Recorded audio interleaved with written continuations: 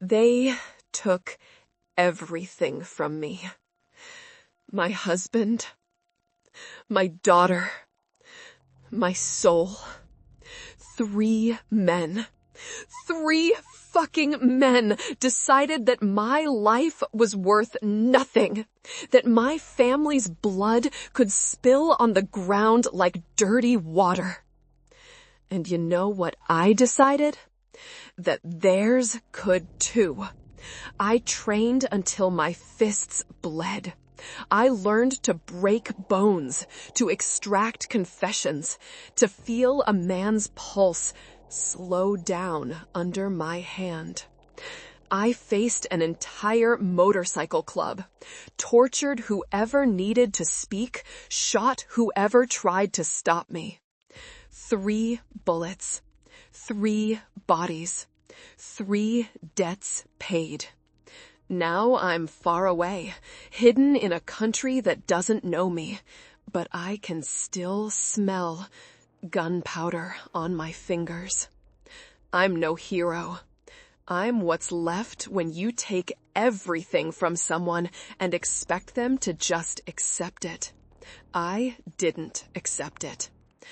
My name doesn't matter anymore. Who I was died that day.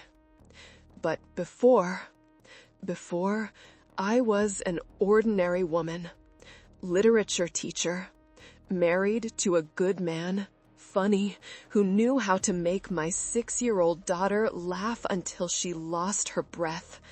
We had plans, a bigger house, trips, a whole life ahead. Until 3 men decided to rob the market where they were. Until my husband tried to protect our daughter. Until a bullet tore through his chest. Until she screamed, "Mommy!" before another shot silenced everything. Long, natural pause. I saw the bodies at the morgue. Saw what the bullets did. And there, on that cold floor, between the smell of formaldehyde and the silence of the dead, something inside me didn't just break. It reconfigured itself. Grief became fury. Pain became purpose. And the love I had for them? It became the most lethal weapon I could carry. It was a Saturday, an ordinary day. Blue sky, mid-afternoon sun, the kind of day you forget because nothing special happens. Except on this day, everything happened. I was at home grading papers when my phone rang. Unknown number. I answered, distracted. The voice on the other end was metallic, procedural. "Ma'am, are you the wife of Eduardo Silva?" "Yes," I answered. "I need you to come to Municipal Hospital immediately." The tone was too neutral, too professional, the kind of neutrality that hides the worst. I drove in shock, hands shaking on the wheel, heart hammering against my ribs. I remember every red light, every turn, every breath that felt like swallowing glass. When I arrived, a doctor took me to a small room, no windows. She sat. I remained standing. And then she said, "Your husband and daughter didn't survive their injuries. We did everything we could." Didn't survive? As if it were a disease, as if it were inevitable, as if they just stopped existing. 3 men entered a market with guns. They wanted the cash register money. My husband was with Sophia in the candy section. She had chosen a chocolate, was holding his hand. When the screaming started, he protected her with his body. One of the robbers got scared, fired. The bullet went through Eduardo and grazed Sophia. But it wasn't enough, so he fired again, directly at her, a 6-year-old child with chocolate in her hand. They fled. Took 2,000 reais. 2 fucking reais. That's what my family was worth to them. I saw the bodies. I insisted. I needed to see. Eduardo had a hole in his chest. Eyes still open. Empty. Sophia looked asleep, except for the blood staining her blue dress with yellow flowers. The dress I had given her for her birthday. I touched her face. It was cold. My daughter was cold. I didn't scream, didn't cry there. I stayed silent. And in that silence, something grew. It wasn't sadness. It was a decision.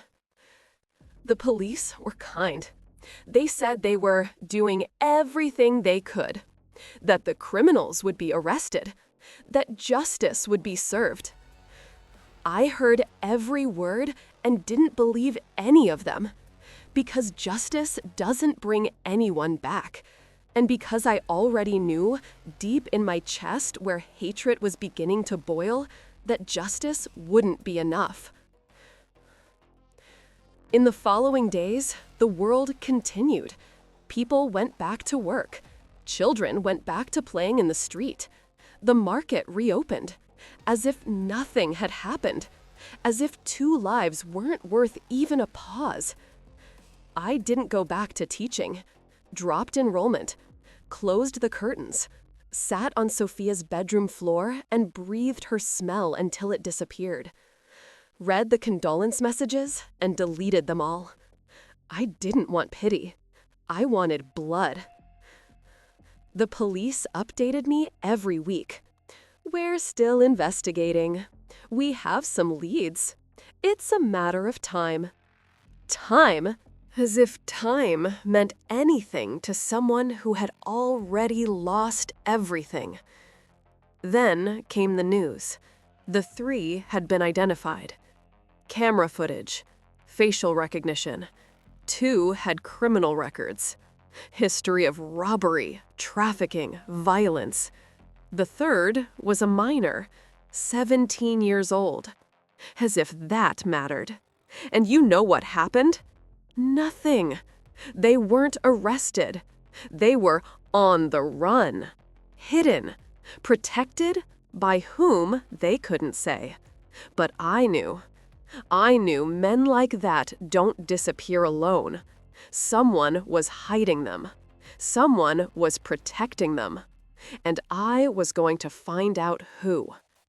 That's when I met Raquel, detective, childhood friend I hadn't seen in years. She appeared at the funeral, hugged me, and when everyone left, she stayed. "I'll find them," she said, "but you need to let me do my job." I looked at her, saw the sincerity, but also saw the powerlessness. She was good, but the system was slow, and I had no patience. So I started investigating alone, got the names, procured social media, found photos, families, addresses. One of them, the oldest, was connected to a motorcycle club. They weren't ordinary bikers. They were criminals with Harleys, trafficking, guns, protection, a small army of violent men who answered to no one. And that's when I realized, if I wanted justice, I'd have to become something justice doesn't recognize.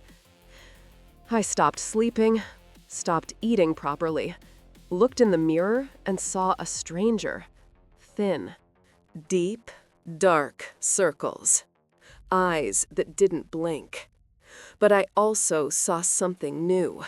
A cold determination. A fire that didn't burn. It just destroyed. I didn't know how to fight. Had never held a gun. Could barely open a glass bottle without help. But that was going to change. Because I wasn't going to cry myself to death. I was going to make each of them cry.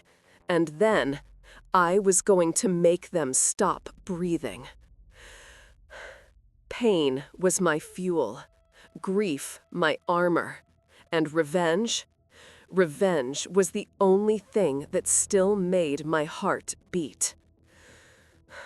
The first class was in a dirty gym downtown. Smell of sweat, old canvas, dried blood on the floor. The Muay Thai instructor was a short Thai man with scars over his eyes and hands that looked like stone. He looked me up and down and asked, gruff, testing voice, "Why are you here?" "I want to learn to hurt people," I answered. He smiled. Not the smile of someone who doubts, the smile of someone who recognizes hunger. "Then it's going to hurt," he said. And it hurt. The first days were humiliating. I couldn't hit the bag. My kicks were weak, unbalanced. My shins cracked with pain at every strike. The instructor had no mercy. He knocked me down, made me get up, knocked me down again. Harsh, unyielding voice mimicking, "If you fall in the street, no one's going to wait for you to get up," he said. I trained 6 hours a day, every day. Kick, punch, knee, elbow. I learned to use every part of my body as a weapon. I learned that pain is a better teacher than any technique. Because when you learn to endure pain, you learn to cause it. 3 months later, I joined a Krav Maga academy. That wasn't sport. It was survival. They taught me to attack eyes, throat, genitals, weak points. No rules, no honor, just effectiveness. "Don't fight fair," said the instructor, a former Israeli military woman. "Fight to go home." But I didn't want to go home. I wanted them not to go home. At night, I studied Sistema, the Russian martial art, fluid movements, breath control, using the opponent's force against them. I learned to disarm knives, to redirect strikes, to break joints with minimal twists. I learned that violence isn't about anger, it's about control. My body changed. Muscles appeared where before there was only skin. My hands became calloused, my reflexes sharp. When I walked down the street, men moved aside. They didn't know why, but they felt it. Felt that something about me was wrong, dangerous. I bought a gun illegally, a Glock 9mm, trained at a clandestine shooting club, 500 shots per week. I learned to keep my aim steady even with an accelerated heart. I learned to change the magazine in 3 seconds. I learned that killing isn't like in the movies. It's loud, it's messy, and afterward, it's silent. A year passed. I was no longer the teacher who cried in her daughter's room. I was a loaded weapon. And I had 3 targets. I discovered where the motorcycle club met, a bar in the outskirts. Motorcycles on the sidewalk, heavy rock escaping from the door, men with leather vests and tattoos that told stories of prison. There were 15, maybe 20, armed, violent, protecting one of the 3 I wanted. I walked in on a Thursday, 10 at night, alone, no visible weapon. They laughed. A small woman in a black jacket entering their territory. One of the bikers stood up. "Lost something, princess?" I answered. He approached, smelling of beer and cheap testosterone. "What kind of information is worth you walking in here?" "The kind involving 3 men who killed my family." His smile died. He exchanged looks with the others. I saw the tension rise. One of them, in the back, discreetly lifted his shirt, showing a gun at his waist. I didn't move. "Get out of here before we hurt you," said the first. "Try." He advanced. I dodged, spun, and landed an elbow to the side of his face. Bone cracked. He fell. The others stood up. Chairs toppled. Bottles broke. And then it began.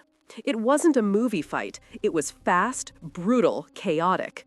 One tried to grab me from behind. I stepped on his foot, head-butted backward, felt his nose, harsh with satisfaction, explode against my skull. I spun, landed a knee to his ribs. Another came with a chain.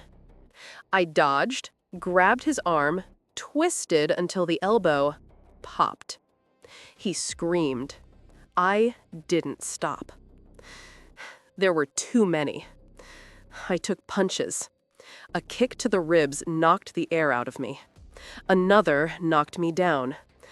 But I got up, always got up, because pain was my native language now. I grabbed a broken bottle from the floor, hit one of them in the neck. Not to kill, to terrorize. Blood spurted. He fell, holding his throat. The others stopped. I pulled the Glock. Silence. "His name is Davy. Who knows where he is?" Nobody spoke. I shot the ceiling. The blast echoed. Next bullet goes in a knee, then the other, then in worse places. One of them, younger, raised his hands. "He's at a hideout, North Zone. I'll take you." He did. And there, in a stinking shack, I found the first one, Davy, 23 years old. Eyes wide when he saw me. He tried to run. I shot him in the leg. He fell screaming. I closed the door. Long, natural pause. "Do you remember a man and a little girl? Market? Saturday afternoon?" He cried, denied, begged. I felt nothing. I shot the other knee. And then he confessed everything. The names, the places, who ordered it, who hid them. When I finished, he was still alive, but not for long. I left him there, bleeding, alone, just like he left my daughter. The second one was named João, 30 years old, father of 2 children. That should have mattered to me. It didn't. He was hiding in a house in the country.